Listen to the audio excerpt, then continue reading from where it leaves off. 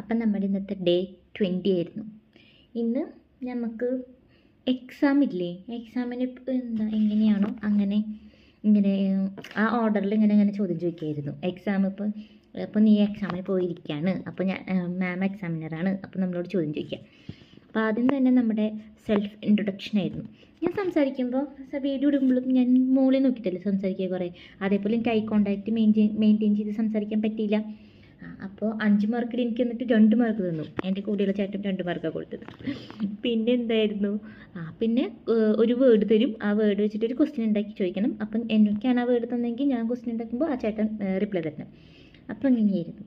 അപ്പോൾ അതിലും ഈ വെർബും ഒബ്ജക്റ്റൊക്കെ ഞാൻ മിക്സ് ചെയ്തിട്ട് ഇതാക്കി, അതും 5 മാർക്കിലായിരുന്നു. അപ്പം നമുക്ക് അതിലും 2 മാർക്ക് കിട്ടി.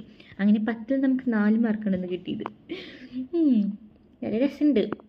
പക്ഷേ എക്സാമിന് മുന്നേ ഇങ്ങനെ ഞങ്ങൾ ചെയ്തിരുന്നു. സെൽഫ് ഇൻട്രൊഡക്ഷൻ പറഞ്ഞിരുന്നു, ഈ ക്വസ്റ്റ്യൻസ് ഉണ്ടാക്കിയിരുന്നു. അപ്പോൾ ഇത്രയും മിസ്റ്റേക്സ് വന്നിട്ടില്ല. പക്ഷേ എക്സാം ആണ് എന്ന് പറഞ്ഞിട്ട് ഇത് ചെയ്ത് തുടങ്ങിയപ്പോൾ മിസ്റ്റേക്ക് വന്നു. ഞാനിങ്ങനെ ഐ കോണ്ടാക്റ്റ് കീപ്പ് ചെയ്യാൻ നോക്കാം, പക്ഷേ എന്നെ തന്നെ നോക്കിയിട്ട് വർത്തമാനം പറയുമ്പോൾ വലിയ രസമായിട്ട് തോന്നുന്നില്ല. അപ്പോൾ അങ്ങനെ നല്ല രസമുണ്ട്. പരീക്ഷയൊക്കെ എന്താവും എന്തോ. അപ്പോൾ ഇങ്ങനെ മാമിൻ്റെ എക്സാം ജേണിയും ഒക്കെ പറഞ്ഞു തന്നു. അപ്പോൾ അങ്ങനെ കുറേ സംസാരിച്ച് ക്ലാസ് നന്നായിട്ടുണ്ട്. അപ്പോൾ ഇനി ഹോംവർക്കുകൾ കുറേ ഉണ്ട്. അപ്പോൾ ഹോംവർക്കൊക്കെ ചെയ്ത് കുറച്ചും കൂടി കഴിഞ്ഞ് സെറ്റാകും എന്നാണ് എൻ്റെ ഒരു നിഗമനം. ശരി, അപ്പോൾ